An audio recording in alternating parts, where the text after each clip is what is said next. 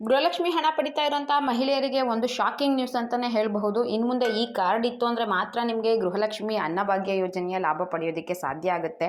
ಇಷ್ಟು ದಿನ ಯಾವುದೇ ರೀತಿ ಕಂಡೀಷನ್ಸ್ ಇರಲಿಲ್ಲ. BPL ರೇಷನ್ ಕಾರ್ಡು ಮತ್ತು APL ರೇಷನ್ ಕಾರ್ಡ್ ಇಬ್ರಿಗೂ ಕೂಡ ಅವರು ಗೃಹಲಕ್ಷ್ಮಿ ಹಣನ ಕೊಡ್ತಾ ಇದ್ರು. ಯಾರು ಟ್ಯಾಕ್ಸ್ ಪೇ ಮಾಡ್ತಿರ್ತಾರೆ, ಜೊತೆಗೆ ಇದು GST ಪೇ ಮಾಡ್ತಿದ್ದಾರೆ ಅಂಥವ್ರಿಗೆ ಮಾತ್ರ ಗೃಹಲಕ್ಷ್ಮಿ ಹಣ ಕೊಡೋದಿಲ್ಲ. ಇನ್ನುಳಿದಂತೆ ಎಲ್ಲ ಮಹಿಳೆಯರಿಗೂ ಗೃಹಲಕ್ಷ್ಮಿ ಹಣ ಹಾಕ್ತೀವಿ ಅಂತ ಹೇಳ್ತಾ ಇದ್ರು. ಸರ್ಕಾರಕ್ಕೆ ಈ ಹೊರೆ ಜಾಸ್ತಿ ಆಯ್ತೇನೋ, ಗೃಹಲಕ್ಷ್ಮಿ ಹಣ ಹೊಂದಿಸೋದಕ್ಕೆ ಕಷ್ಟ ಆಗ್ತಿದ್ಯೇನೋ.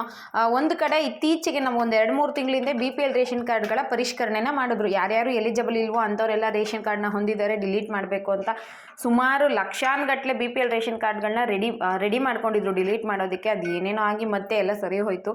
ಈಗ ಗ್ಯಾರಂಟಿ ಯೋಜನೆಗಳನ್ನು ಮರುಪರಿಶೀಲನೆ ಮಾಡೋದಕ್ಕೆ ಹೊಸದಾಗಿ ಯೋಚನೆ ಮಾಡ್ತಾ ಇದ್ದಾರೆ. ಈ ಕಾರ್ಡ್ ಇತ್ತು ಅಂದರೆ ಮಾತ್ರ ಗೃಹಲಕ್ಷ್ಮಿ ಹಣ ಕೊಡೋದಕ್ಕೆ ನಮ್ಮ ಸರ್ಕಾರ ಯೋಚನೆ ಮಾಡ್ತಿದೆ ಅನ್ನೋ ಒಂದು ಹೊಸ ಅಪ್ಡೇಟ್ ಸಿಕ್ಕಿದೆ. ನೀವು ಅನ್ಕೋಬಹುದು ಕಾರ್ಡ್ ಅಂದರೆ ಸ್ಮಾರ್ಟ್ ಕಾರ್ಡು, ಶಕ್ತಿ ಯೋಜನೆಗೆ ಫ್ರೀ ಬಸ್ಸಲ್ಲಿ ಓಡಾಡ್ತಾರಲ್ಲ ಆ ಮಹಿಳೆಯರಿಗೆ ಕಾರ್ಡ್ ಅಂತ ಹೇಳ್ತಾ ಇದ್ರು. ನೀವು ಯಾವ್ದು ಹೇಳ್ತಿದ್ದೀರಾ ಅಂತ. ಇಲ್ಲ, ಇನ್ನು ಮುಂದೆ ಗೃಹಲಕ್ಷ್ಮಿ ಹಣ ಪಡ್ಕೋಬೇಕು ಅಂದರೂ ಕೂಡ ನಿಮ್ಮ ಹತ್ರ ಈ ಕಾರ್ಡ್ ಇರಲೇಬೇಕಂತೆ. ಇದ್ರ ಬಗ್ಗೆ G. ಪರಮೇಶ್ವರ್ ಅವರು ಒಂದು ಹೊಸ ಅಪ್ಡೇಟ್ನ ಕೊಟ್ಟಿದ್ದಾರೆ. ಅಂತಹ ಮಹಿಳೆಯರಿಗೆ, ಈ ಕಾರ್ಡ್ ಇರೋಂಥ ಮಹಿಳೆಯರಿಗೆ ಮಾತ್ರ ಗ್ಯಾರಂಟಿ ಯೋಜನೆಗಳ ಲಾಭ ಸಿಗಬೇಕು. ಸುಮ್ಮನೆ ಶ್ರೀಮಂತ ಮಹಿಳೆಯರೆಲ್ಲರೂ ಕೂಡ ಅಂದರೆ ಈ ಯೋಜನೆ ಪಡ್ಕೊಳ್ಳೋದಕ್ಕೆ ಅವ್ರು ಎಲಿಜಿಬಲ್ ಇಲ್ಲ ಆದರೂ ಕೂಡ ಯೋಜನೆಗೆ ಅರ್ಜಿ ಹಾಕ್ಬಿಟ್ಟು ಹಣ ಪಡ್ಕೊತಾ ಇರ್ತಾರೆ. ಅಂಥವ್ರನ್ನೆಲ್ಲ ನಾವು ಕ್ಯಾನ್ಸಲ್ ಮಾಡಬೇಕು.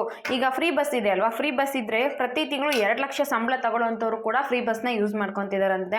ಅಷ್ಟು ಸಂಬಳ ತಗೊಳ್ಳೋವಂಥವ್ರಿಗೆ ಫ್ರೀ ಬಸ್ ಅವಶ್ಯಕತೆ ಏನಿದೆ?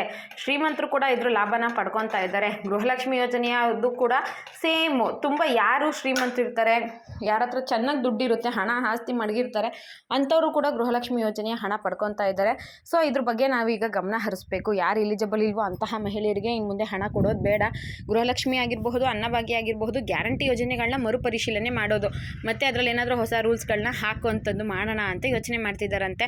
ಹಾಗಿದ್ರೆ ಹೊಸ ರೂಲ್ಸ್ ಏನು, ಯಾವ ಕಾರ್ಡು, ಇದನ್ನು ಹೇಗೆ ಮಾಡಿಸ್ಕೋಬೇಕು ಅಂತ ತಿಳ್ಕೊಬೇಕು ಅಂದರೆ ವಿಡಿಯೋನ ಕಂಪ್ಲೀಟಾಗಿ ನೋಡಿ, ಎಲ್ಲೂ ಕೂಡ ಸ್ಕಿಪ್ ಮಾಡಬೇಡಿ.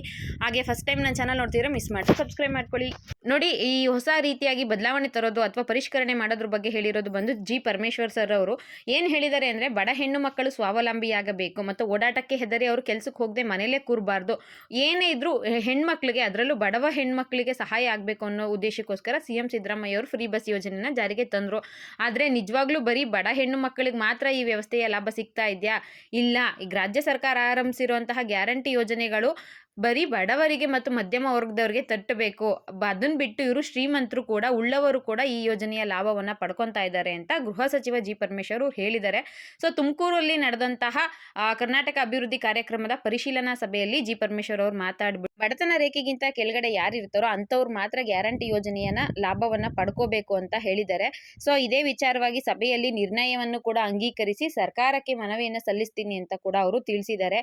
ಇದಕ್ಕೂ ಮೊದಲು, ಈ ವಿಷಯಕ್ಕಿಂತ ಮೊದಲು ಬೇರೆ ಒಂದು ವಿಷಯ ಸ್ಥಾಪನೆ ಮಾಡಿರುವಂತಹ JDS ಶಾಸಕ MT ಕೃಷ್ಣಪ್ಪ ಅವರು ಹೇಳಿದ್ದಾರೆ, ತಿಂಗಳಿಗೆ 2 ಲಕ್ಷ ಬರುವಂತಹ ಮಹಿಳೆಯರು ಕೂಡ ಸರ್ಕಾರಿ ಬಸ್ಗಳಲ್ಲಿ ಉಚಿತವಾಗಿ ಪ್ರಯಾಣ ಮಾಡ್ತಿದ್ದಾರೆ. ಹಾಗಿದ್ರೆ ನಮ್ಮದು ಅಷ್ಟೊಂದು ಶ್ರೀಮಂತ ರಾಜ್ಯವೇ ಅಂತ ಕೂಡ ಅವ್ರು ಕೇಳಿದ್ದಾರೆ. ಈ ವಿಷಯಕ್ಕೆ ನಮ್ಮ G. ಪರಮೇಶ್ವರ್ ಅವರು ಕೂಡ ವಾಯ್ಸ್ ಕೊಟ್ಟಿದ್ದಾರೆ.